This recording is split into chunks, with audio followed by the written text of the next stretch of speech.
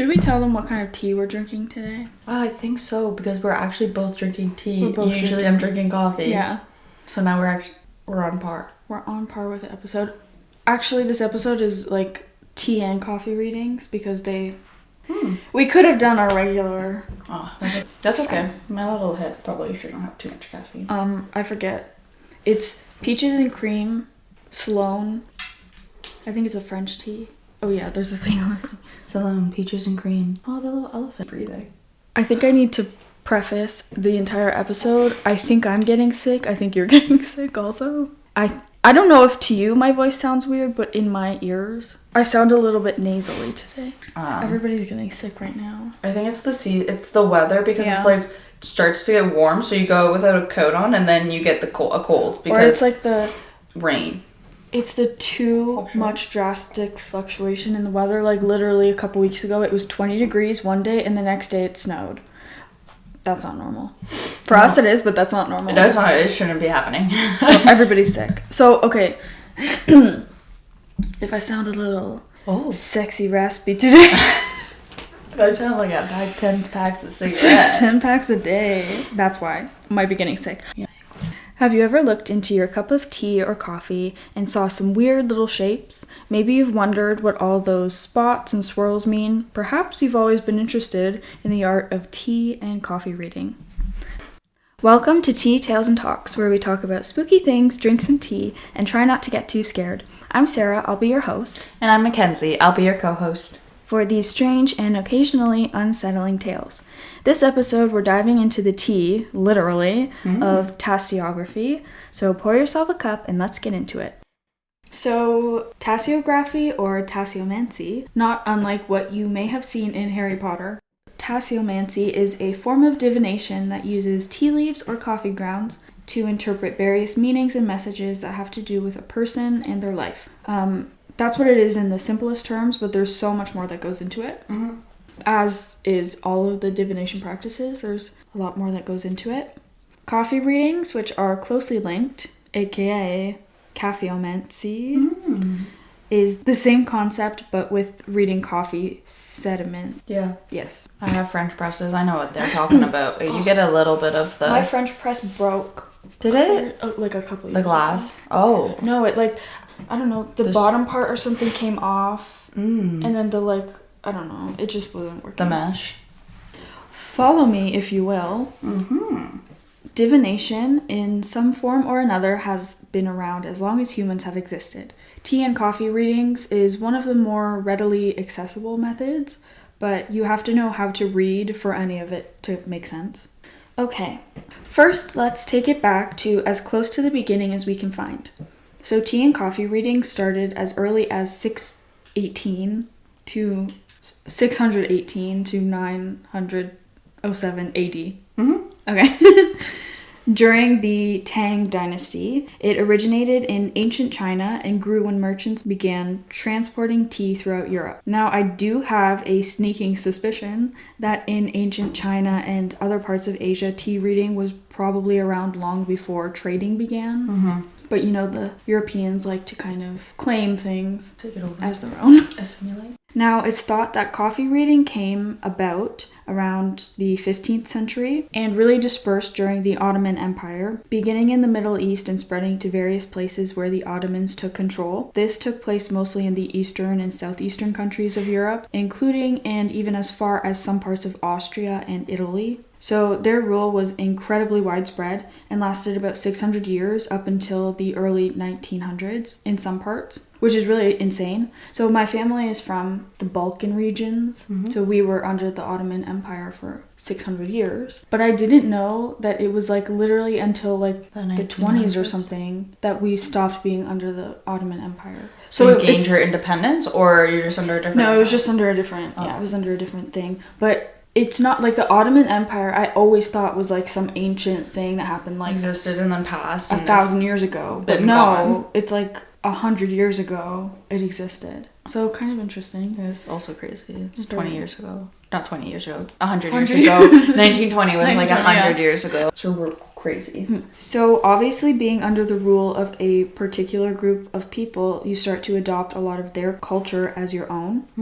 So I know in my own culture, like I said, we're like from the Balkans, coffee reading is more well known. So I kind of thought it was both, but for us, it's more coffee reading. Okay. Do you think that was just like primarily because it was like grown and I don't know. I think for our like region, it's because of the Ottoman Empire and because we're closer to the Middle East and Turkey too. Turkey had like a really, really big influence on southeastern Europe. Okay, so coffee reading specifically, but also tea reading is something that is well known to be passed down through generations. Yeah. So it's kind of like I teach my kids how to do this, and my kids teach their kids how to do this. A family tradition in a way. And actually, on my mom's side, her family does coffee readings and stuff like that. Oh, really? And that's cool. She said that my grandma knew how to do it, and she taught my mom, but then my mom, she's like not really into this kind of stuff. That's so fair. It's also probably one of those things that like another language, if you don't use it, you don't practice it, you forget it. Exactly. If you gotta use it. Yeah. It's like a muscle. So, yep, gotta keep it going. Although tea reading began in ancient China and coffee reading originated in the Middle East, for years and years and still today, it's most popularly practiced in Eastern Europe. So Turkey, of course, Greece, Bulgaria, and the Balkan countries. So when I say Balkan countries, I think some people don't know what I'm talking about, but Balkan countries are kind of from Slovenia, and then it's Croatia, Serbia, Bosnia, Albania, Montenegro, I think Bulgaria, Romania. Some people say Greece is part of the Balkans too, but it's all of those guys. The eastern, southeastern countries. That little chunk. Yes, exactly. Gotcha.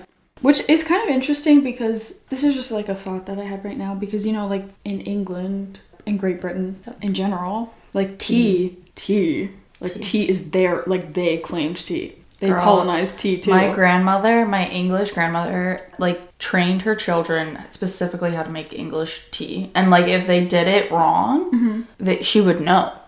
It's like a very specific way that you like prepare it and like set it up and all of that. So, I don't know how to do it. Don't ask me. My dad probably knows still. To be honest, we should. But yeah, I would have thought because they're so into tea that they do more readings. Yeah, but not really. It's not really a big thing in the West. Do you think it's because of the culture? Like, do you think it's because like I feel like the eastern part of the world is like kind of more spiritual in a different way than the western part of the world. Church. Like the like Catholicism and like Christianity and that kind of like organized religion, it's a little rather than like spirituality and that. Like we obviously I keep saying we. I'm from here. I was born here. I'm Canadian, but in that area, like they are super religious and they're like incredibly devout Catholics. Yeah. But it's like almost like it's a little bit different. I don't know how to explain it. It's like they have a little bit different like rituals and like little like superstitions. Traditions and stuff like that go along with their actual like the Catholicism and the religion. Yes. And I honestly think it's just like culture and regions and like that like those groups growing up in those areas like and repeating those their like values are different. Yeah. Like they hold more value in like family traditions where like North America is all about like look at our family traditions aren't that big. Like you don't have like they're kind of gone by the wayside. Like look, we put our old elderly grandparents in retirement homes and like ship them off and keep them away, where other more family oriented cultures have them growing up and living with you like generations in the same household. Yeah, like generational family living units, whatever they're called. Yeah, I don't. So this is kind of like what I said, but I know both tea and coffee readings are still practiced in the Middle East, but interestingly, it's even more popular in Turkey and Greece. And my guess is this has something to do with the Ottoman Empire and kind of the importance of tea and coffee in their respective cultures. But there's also a little element of spiritualism and superstitions in both of these cultures specifically. So this particular form of divination seems kind of like the most accessible and accepted. Yeah. So kind of like I said about the religions, like they have little like rituals and superstitions and things that are like passed through the generations. And like they're more tolerant to things like that. Yeah. They're not like this is witchcraft. Yeah. They're open-minded. Even though... We'll wait. We'll see. We'll see how it comes up. So... Nope. I see it. What a good segue, Mackenzie. So tea and coffee reading isn't really that mainstream. It usually is practiced by a certain group of people that have a cultural connection to it. However, tea and coffee readings have recently, in history, become more adopted as a form of divination for people who identify with witchcraft and different spiritual practices, Wicca, or other related traditions. So now, what exactly is a tea or coffee reading, and what does that mean?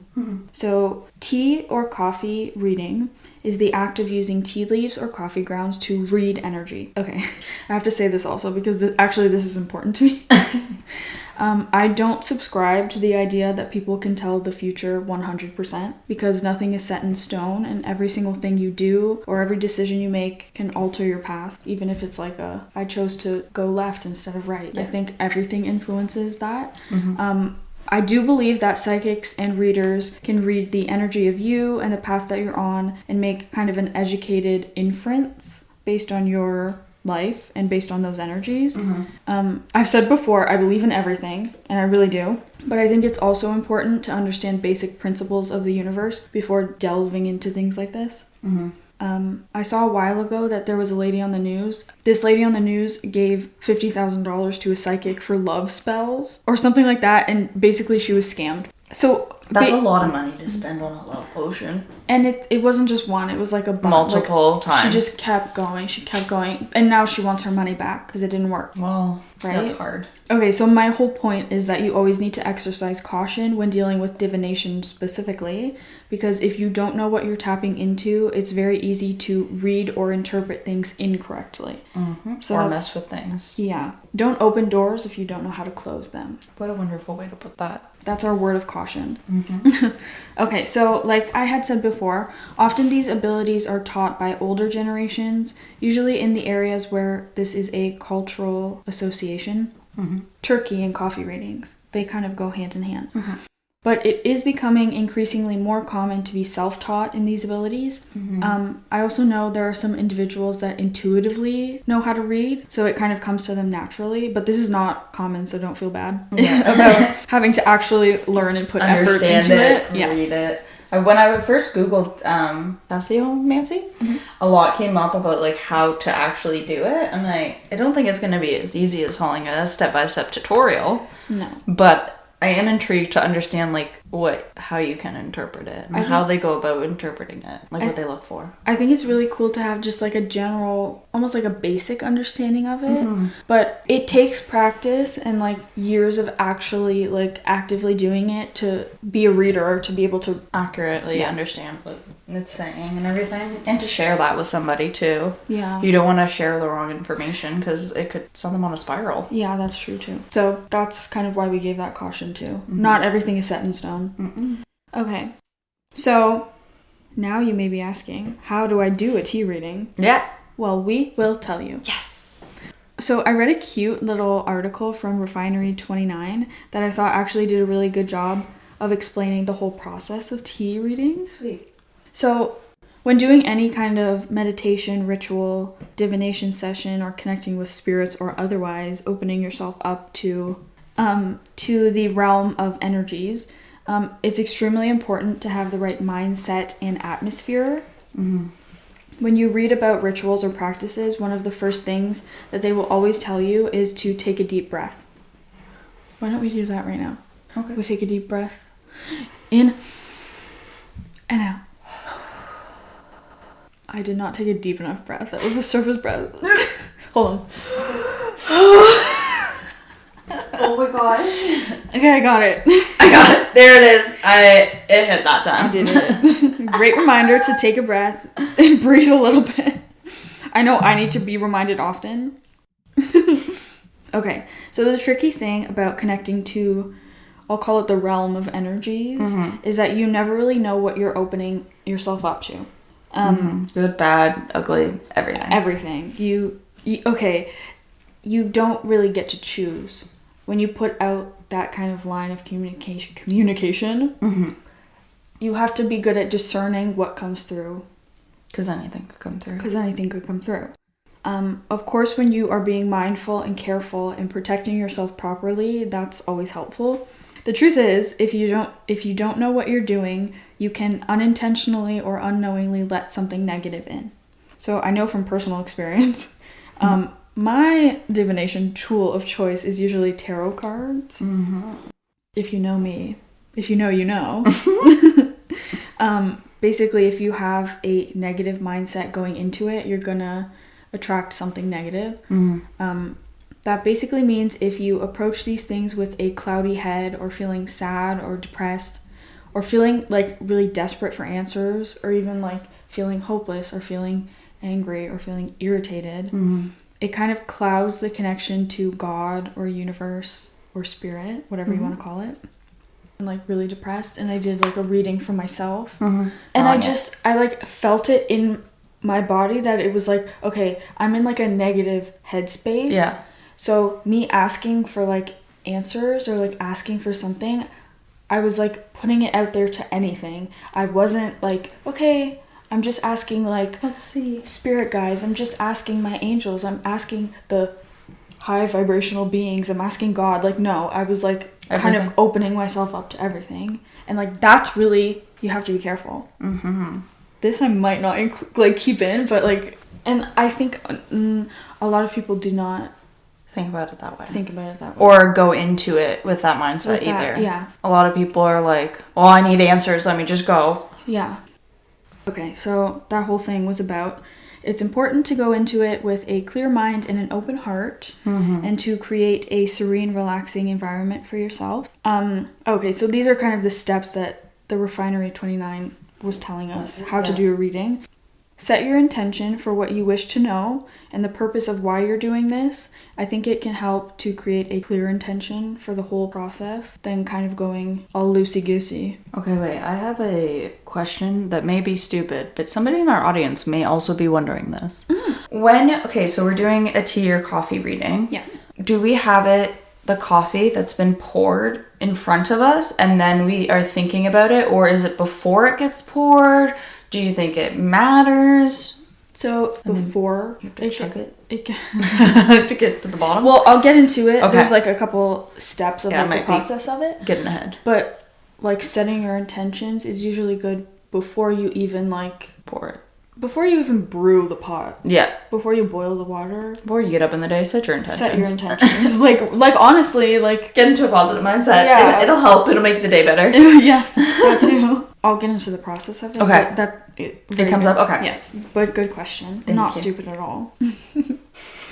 Okay. So we set our intentions. Mm-hmm. We have a clear intention. Mm-hmm. Now that you have a beautiful, tranquil environment around you and a relaxing, clear environment inside of you, it's time to start. Okay. So typically in a tea or coffee reading, the subject, or you, should drink from the cup until it's finished. So you pour it and you drink it. And drinking it basically transfers or infuses the tea or the coffee stuff with your energy. Mm-hmm. It's almost like an energetic footprint on whatever's in the cup. Gotcha. That's a good way to describe it. It may be a good idea to stir it 3 times before drinking it. This is not a requirement. It was just kind of some people will do this in their practice. Mm-hmm. To each their own. 3 is sort of a magical number. This comes up a lot, especially in divination practices, even in witchcraft, even... Good things happen in 3s. Yes. Bad things happen in 3s. 3 is kind of the magic number. Mm-hmm. So stirring clockwise is for attracting things, and counterclockwise is for dispelling or... Bewaring. Getting rid of. Putting up a ward. Yes. But this is totally optional, and do whatever feels right for you. Mm-hmm. At this point, you may choose to have a small saucer or a plate to flip the cup on top of. Although this method varies from culture and practice, you can also read within the cup itself. Mm-hmm. The more structured ritual of tea reading asks to swirl what remains in the cup 3 times before flipping it over onto the plate. And then you spin the cup 3 more times on the plate before lifting the cup. But again, this is kind of... To each their own. That'll help your structure. Your kind of process. Yeah. Now it's time to interpret the various shapes, patterns, or images that emerge in the sediment of the cup. So look into the cup. What do you see first? What pops out initially? Is the sediment in one particular area or another? And what do you feel? That's probably the most important part, is how you feel about what you're seeing. Okay. I didn't even think of, like, I didn't know that would play into it, or that would... So it's like really like... Your energy. Your energy and intuition based. It's like what you're feeling. I really want somebody to read my tea. So certain shapes and images have certain meanings associated with them. For example, the image of an apple can signify good health. A horseshoe can mean good luck. A rose could mean love or romance. A claw can signify something negative. And a rooster means someone is talking behind your back. That one came from my mom. She actually told me that one. Really? That's not this. Just like any divination tool or practice, everything has a meaning, but it may not be the same meaning for everyone. Something practitioners may tell you is to first look at the shapes and images and see if there's anything that stands out to you personally. Because while an apple could mean good health for someone, it could also mean teaching or lessons for somebody else. And a 4-leaf clover could signify luck for somebody, but for me personally, it's something that symbolizes my grandmother in a lot of readings. So it's really up to you to find what meaning is there. There's so many. I'm like looking at like a little kind of divination class. Today's class, tasseography. There's like acorn, a house, a kite, bird, spade. It could be anything. It's like literally anything that you could imagine. I like to believe that spirit or God or the universe, whatever you believe in, will send you specific messages that are for you personally. That's how communication happens. Spirituality is extremely personal, so don't let anybody tell you what to believe in or not, because your connection should be 100% personal to you. And I think that's cute. I 100% agree. I think also like that journey is like something that you need to like do yourself and kind of figure out on your own. Because like everybody's is going to be different. Everybody's going to feel different things. Everyone's going to believe different things. But like it's really important for that you as an individual to figure out what that is and like what it means to you and what's important. I agree. We don't want to tell you all of the symbols and meanings because it really is important for you to learn what has meaning to you specifically. That being said, some general symbols and messages can be universal. So these kind of act as more of a baseline and guidelines rather than this is what it means and that's it. Rigid, black and white, yes, no. Exactly. And they can also be culturally significant as well. So they mean something specific to one culture, but they could mean something different to another culture. Yep, like the color white. That's true.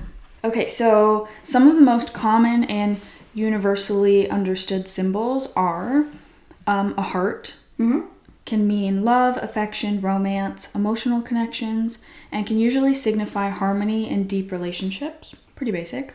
A snake, which also has kind of a biblical meaning, could indicate deception, threat, or transformation, and can often be a sign of personal transformation or a deceitful person around you. Interesting. That one, definitely important to have your intentions straight in the first part. A tree can mean life, growth, sometimes stability. It can also signify a grounding period and stabilization in certain areas of your life. An eye can mean protection, awareness, or some sort of insight. This can signify a few things. So 1, you need to open your eyes. Something is going on around you. Wake up. Pay more attention. Wake up. 2, somebody has intentionally or unintentionally put an evil eye on you. So it's best to take care of that as soon as you can. ASAP Rocky. 3, it could be saying to change your perspective on something. Yeah, change like the way you're looking at something. Yeah. But see, even that one symbol has 3 different meanings right off the bat. A ring could mean a wedding or somebody asking for your hand, a proposal of some sort. These are just a couple symbols that have a widely recognized meaning, but these specifics, even for these, can change depending on the reader, the subject, and the context. So the person receiving the tea reading looks and says what they see. Usually it will be... Okay, actually... Good question. Clarify that. I just wanted to make sure because, and then it's the readers they will interpret So what you see? So usually for example, if I'm reading your tea stuff, you drink from the cup and then you give me the cup and I read all the symbols. Okay. But you can also do it for yourself. Okay.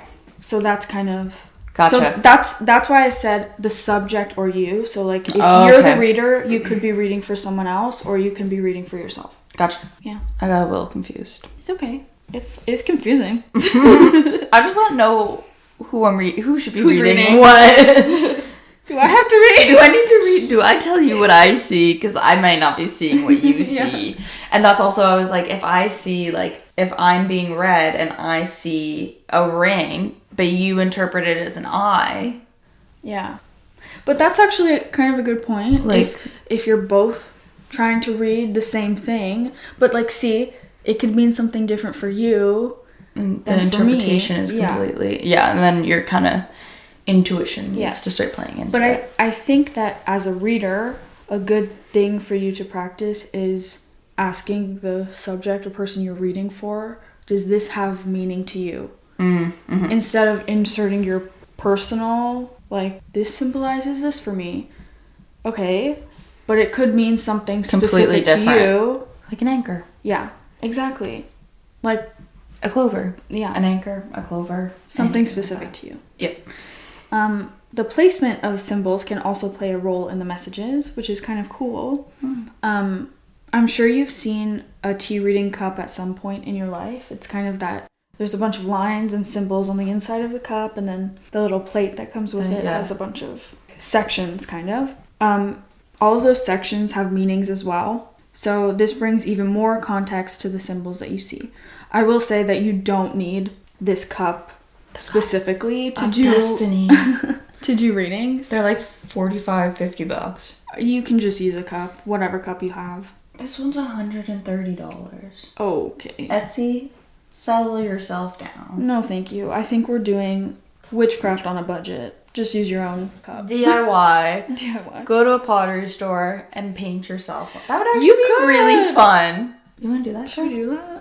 This one on the plate has, like, the zodiac symbols. Cool. Yeah, so sometimes it will be... Yeah, this is kind of, like, the most common one. Each section has a specific meaning. I won't get into all of the zodiac and elemental things because that's even more... There's, like, so many layers to this. Mm-hmm. But kind of in general, this is what some of the placements of the symbols mean. The closer the tea or the coffee sediments are to the rim of the cup... Mm-hmm. Indicates that things will be happening soon. So the sooner the thing will occur. Closer to the handle side can signify internal or personal matters or internal influences. Mm-hmm. And then on the opposite side of the handle, it can signify external influences or events. If it's more concentrated to the bottom of the cup, it means something could be happening in the distant future or needs time to develop. If there's any spillage or marks on the outside of the cup, this is more specific to coffee readings. Yeah. It's not usually significant for all practices, but sometimes it can indicate an unexpected guest or visitor. Oh.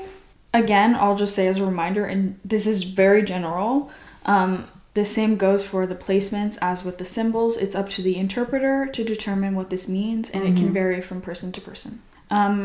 Next, I wanted to give a couple of tips and tricks we found during research and personal experience. Mm-hmm. So typically for tea readings, it's best to use black tea, which means that you shouldn't add any milk or sugar or honey to it. Just straight. Yeah, straight tea, so that the sediment is easy to read and it naturally settles to the bottom.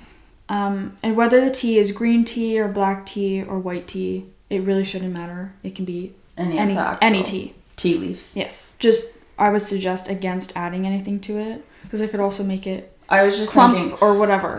The sugar that I put in mine is definitely going to be all at the bottom. Yeah. And so it's not going to be a consistent... It won't be accurate. Pure tea reading. Yeah. For coffee reading, you should approach it the same way. Don't add any extra ingredients. And yes, coffee from your Nespresso machine will work just fine. That's kind of cool. You don't have to use any fancy antique teacups for readings. I think anything that you drink out of will work. But it does help to have a cup or mug that is shorter and kind of flares out around the top. This makes it easier to read, but it's not a requirement. Yeah, just because some of them that curve up like mine might be mug. Yeah, yours like goes you can't see the widest part. Yeah. You have to really look in. And I think it, like, if it was a coffee reading, it's kind of like nothing is going to settle around the top. Nothing will. It's going to stop at least here. Sure. It does at least. For my 3 coffees a day, that's usually what happens. 3 a day? Oh my god. 4 to 5 cups of coffee regularly. That's not good. My heart is like gonna die. Tea and coffee aren't just used for readings. There are endless aspects that connect both to those of the witchy variety. So I have a couple little attributes of different teas. Okay, so this is just a little fun thing. Ginger has the magical properties of love, success, and power. But it's also good for nausea. Yeah. Nausea. Nausea. And digestion. Those tummy troubles, I love it. Peppermint too. Clove is for protection, love, and money. Cinnamon has to do with success, healing, psychic powers, protection, love, and spiritual connection. You think it'll enhance them? Maybe a little. Right? Yeah. Harness it, work on it, develop it. Cinnamon can also be good for relaxing and sleep because it's an inflammatory. Anti-inflammatory. Oh, yeah. It's an anti-inflammatory. It's an inflammatory. It's not. It's actually the opposite. No, it's actually the opposite. Uninflames your body. So it's an anti-inflammatory. Mint and peppermint is for protection, healing, and prosperity. It can also aid in digestion. It can also help with anxiety, headaches, and respiratory issues. I used to drink mint tea, like peppermint tea, religiously because I have all of the following things. All of the above. I'm anxious. I got tummy troubles. Headaches. I got headaches. Respiratory issues. I have asthma. There she is. Drink some mint tea. Lavender can help with purification, protection, manifestation, and luck. Lavender tea is also really good for calming and relaxing, as we know. Kind of like chamomile. Yeah, exactly. How do you say this? Echinacea. Is it actually how you say it? I don't know, because I look at that word and I go, my brain cannot fathom how I would say that. Echinacea is for healing, protection, and strength. I think a lot of these are for protection. What? China is in that. It goes China Sia. China Sia. Anyways. Echinacea. Sure. Is for healing, protection, and strength. It's also good for immune support and cold prevention. That's what we should be drinking right now. We should be. And then matcha is for energy, vitality, and manifesting. Ooh. It's also great for an energy boost or to help with focus, and it's a good alternative to coffee. I should like matcha. You should be liking matcha. I should be drinking this. Yeah. Nespresso should be releasing their new coffee flavors. Like their summer ones. Really? They had one for Valentine's Day that was white chocolate strawberry. Yeah. And I wanted to get it, but I didn't. Because I don't drink coffee. That's why. Yeah, they've had a watermelon one and a coconut one, and I got those, and they were pretty good. They were actually really good. I think the coconut one is really good. Okay. Kona. I have one more thing, and then we can close this up. They still have the white chocolate strawberry out. Ooh, I hope they make it a permanent one. Limited edition. They made maple pecan permanent, and I'm so happy. I don't really like... Are you gonna say maple because you're Canadian, Both. bitch? That's not an option. I don't... Like, I like maple syrup, but I don't... Maple flavored things? I don't love maple flavored things. That's I also fair. don't love nuts. So, like, hazelnuts and pecans. I love pecans. Pecans? Pecans! I love me some good pecans. Cashews, walnuts. I like cashews and no, I don't like walnuts. I like cashews. And pistachios. I like pistachios. Pistachios are good. The oils I have are really so good many like little merch ideas with that. I like nuts. I like all the nuts. And it's a little ghost. And it has all these like nuts raining down around it. And our Ready, Set, Ghost. Ready, Set, Ghost. That's going to be the good one. That's going to be a good one. Good. Sorry for our other tangent. It's okay. I forgive you forever. Another one where you get to know us more. Okay, so that's kind of it for our tea and coffee readings. Just to give like a general basis, a jumping off point, if you will. Mm-hmm. We're going to go into more divination techniques. Is that a way to phrase that? Yeah. Can I say that? Techniques and practices. Yeah. Like, we're going to do tarot readings and we're going to do like other stuff. So this is just the first episode in the mini-series. Yeah. Shall we say. That's exactly right.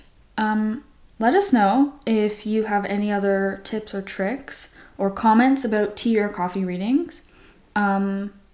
Or if you have any stories that have to do with this, like a tea reading gone wrong or a reading that you were afraid to tell a client what you really saw. Or something funny that happened. Or something like really spooky that like came true and you like can't believe that it came true. We love stuff like that. Email it to us. If you have any kind of fact checking or something important to add to the conversation, please let us know as well. We would love to hear your input on this episode. You can send us your stories at teatalestalks@gmail.com.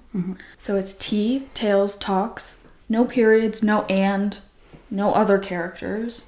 teatalestalks@gmail.com. Send us any of your stories. And also follow us on Instagram because we give some little updates about our upcoming episodes. We give little teasers. We post some funny things. Some good all-around ghost content. Yeah, we got some good spooky content. Oh, our Instagram is also Tea Tales Talks. I can link it in our show notes. Show notes, descriptions, all of that. And all of that. So yeah. As always, until next time, our twitchy witchy friends, stay spooky and don't let your tea get cold.